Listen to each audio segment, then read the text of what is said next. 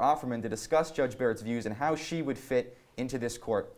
So, Oscar, Senate Democrats have questioned Judge Barrett. They talked to her mostly about her controversial views, potentially controversial views, on abortion, Roe v. Wade, and Obamacare. What did she say about those stances?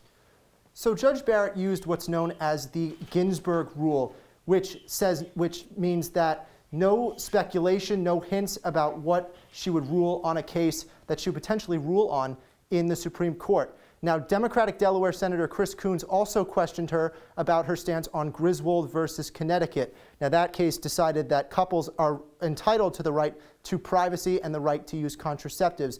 Now, that's important because that was, many say, is the basis for the Supreme Court's ruling in 1973 on Roe v. Wade. Now, that brings up the debate on super precedent. Now, what is super precedent, you might ask? Super precedent is the idea that there are cases that are so uncontroversial, so common sense, that there is no way that they can be overturned in a court of law. Now, a case that comes to mind with that is Brown v. Board of Education. Now, here's what Judge Barrett had to say about super precedent as it relates to Roe versus Wade.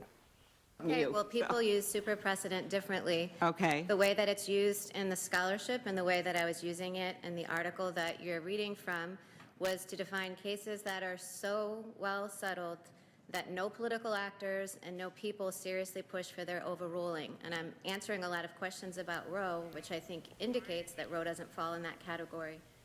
Now, she also utilized the Ginsburg Rule as it relates to Obamacare. The only part of Obamacare that she was able to contribute on was the provision allowing children to stay on their parents' health care plans until they're 26. Other than that, she really didn't have anything to say on either abortion or Obamacare.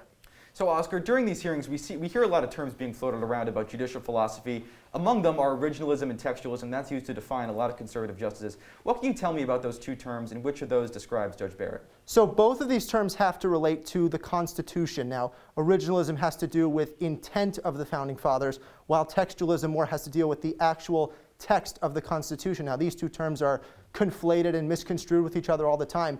Judge Barrett does fit in to that textualism camp. Now, why is that important? It's important because Democrats feel that judges who rule cases with originalist and textualist views will turn down cases involving abortion or Obamacare. So, Oscar, quickly here, can you give me some of the moments that stood out? Obviously, you watched a lot of these hearings. What's something that we should take away from these hearings this week? So what was really interesting is how Democrats pressed Judge Barrett on her religious views. Now, it is worth mentioning, if confirmed, Judge Barrett would be the 6th Catholic senator on the court, and it is significant for Democrats because they think that religious conservatives like Judge Barrett would overturn cases involving Roe versus Wade or gay marriage.